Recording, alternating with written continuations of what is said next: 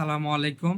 আশা করি সকলেই ভালো আছেন ইমান এবং স্বাস্থ্যে। অ্যাজমা এবং সিওপিডি নামক শ্বাসকষ্ট নিয়ে কিছু ভিডিও করব।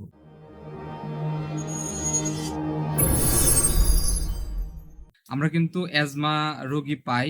অ্যাজমা রোগটা এমন রোগ, এটা শিশু থেকে শুরু করে মধ্যবয়সী, অধিক বয়সী সব বয়সীদের হয়ে থাকে। তো অধিকাংশ ক্ষেত্রেই কিন্তু অ্যাজমা রোগীরা সঠিক চিকিৎসা পায় না। তো এইজন্য শুরুতে আমি একটা কথা বলবো, মন্টিলুকাস্ট 4 মিলিগ্রাম, 5 মিলিগ্রাম বা 10 মিলিগ্রাম কিন্তু অ্যাজমা রোগের চিকিৎসার কোনো স্ট্যান্ডার্ড ওষুধ না অথবা ফাস্ট ওষুধ না। যে মন্টিলুকাস্ট কিন্তু অ্যাজমা রোগের প্রথম ওষুধ না, কিন্তু দুর্ভাগ্যজনক ভাবে বাংলাদেশে শত শত কোটি টাকার মন্টিলুকাস্ট 10 মিলিগ্রাম ওষুধ বিক্রি হইতেছে অ্যাজমা রোগের চিকিৎসায়। ইভেন সিওপিডি রোগের চিকিৎসায় কিন্তু সরাসরি মন্টিলুকাস্ট 10 মিলিগ্রাম কোনো ওষুধ না, কিন্তু এটা কিন্তু আমরা অনেক দেখি ব্যবহার হইতে, মানে ভুল চিকিৎসা মানে এটা আসলে গাইডলাইনে নাই, খুব একটা লাভ হয় না। অর্থাৎ টাকা যাইতেছে, একটা মন্টিলুকাস্টের দাম 15 টাকা 17 টাকা পর্যন্ত আছে, কিন্তু ওইটা কিন্তু বেনিফিটেড হইতেছে না রোগী। তো এই জন্য প্রথমে অ্যাজমাটা বলি, যেটা হাঁপানি, এটা সাধারণত অল্প বয়সেই দেখা দেয়। অ্যাজমা যেটা, যে একটা লোক দৌড়াইতেছে, বাচ্চা দৌড়াইতে দৌড়াইতে গিয়ে সে শ্বাস নিতে, এইভাবে শ্বাস নিতে হইতেছে।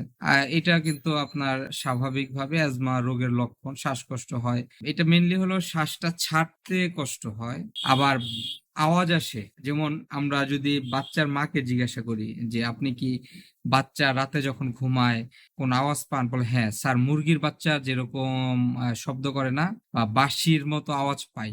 আমরা যদি স্বামী স্ত্রী থাকে, আমরা যদি স্বামীকে বা স্ত্রীকে জিজ্ঞাসা করি যে কোন আওয়াজ পান, বলছে যাদের মোটামুটি মধ্যম লেভেলের হাঁপানি থাকে, মানে তারা কিন্তু বলেন, যে স্ত্রী বলে হ্যাঁ স্যার, আমার স্বামীর বুকে একটা আওয়াজ পাই, মিউজিক্যাল সাউন্ড ব্রিটিশরা বলে।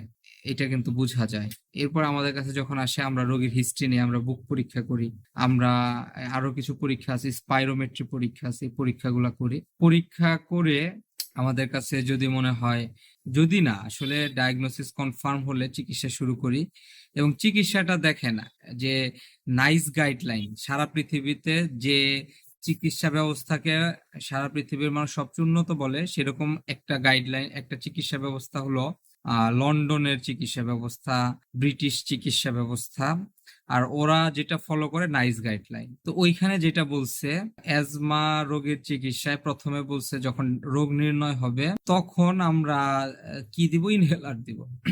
এবং শর্ট অ্যাক্টিং যে সাবা বলে, সালবিটামল টাইপের ইনহেলার দিব। তো এটা ব্যবহার করার পরে যদি রোগের সিমটম যদি সাবসাইড না করে, অর্থাৎ শ্বাসকষ্টের লক্ষণ যদি কমে না যায়, রোগী যদি ভালো ফিল না করে, রোগীর যদি বারবার আবার শ্বাসকষ্ট বাড়ে, তখন আমরা স্টেপ 2 এ চলে যাই। তখন আমরা কি করি, একটা ইনহেলড কর্টিকোস্টেরয়েড। দেখেন অ্যাজমা রোগীর চিকিৎসায় মুখে খাওয়ার স্টেরয়েড, ধরেন কর্টান জাতীয় কোনো ট্যাবলেট খাওয়া নিষেধ, মানে এটা সাধারণ লোকদের জন্য নিষেধ। এটা আপনি যদি ডাক্তারের কাছে যান, কোনো ডাক্তার, এমবিবিএস ডাক্তার যদি আপনাকে দেয় তাহলে খাবেন। কারণ আমরা অনেক রোগী পাই যে অ্যাজমা রোগী এই যায় শসার দানার মতো ছোট ছোট ওষুধ খেতে খেতে তার কুশিং সিনড্রোম হয়ে গেছে, ডায়াবেটিস হয়ে গেছে, প্রেশার হয়ে গেছে, আমরা অনেক সমস্যা আমরা পাই।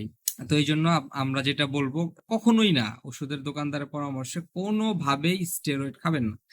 আর আপনারা যারা ওষুধের বিজনেস করেন, আপনাদের প্রতি বিনয়ের সাথে বিনীত অনুরোধ, আপনারা প্লিজ দিবেন না, মানুষের ক্ষতি করেন না। আপনারা তো এমনি মানুষকে অনেক সেবা দিতেছেন। এখন যে কথাটা বললাম, যে আমরা ইনহেলড কর্টিকোস্টেরয়েড আমরা যোগ করি, এরপরে যদি না হয় তখন আমরা মন্টিলুকাস যোগ করি। তৃতীয় ধাপে অ্যাজমার প্রথম চিকিৎসা কিন্তু ইনহেলার, নাইস গাইডলাইন। আর আমাদের দেশের মানুষ মনে করে ইনহেলার হলো শেষ চিকিৎসা। তো এটা কিন্তু একটা ভুল ধারণা।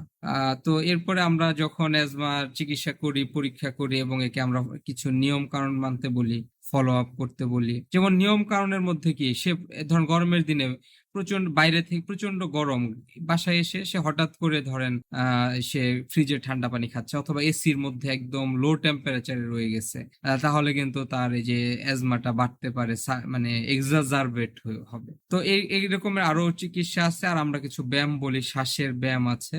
তো এইভাবে যখন চলে, তো তখন তো অ্যাজমা রোগীরা মোটামুটি ভালো থাকে, নিয়ন্ত্রণে থাকে। তো ধন্যবাদ, ভালো থাকবেন। যদি কোনো কোয়েরি থেকে কোশ্চেন করেন, 10 মিনিট ডক্টর ইউটিউব চ্যানেলকে অবশ্যই সাবস্ক্রাইব করবেন।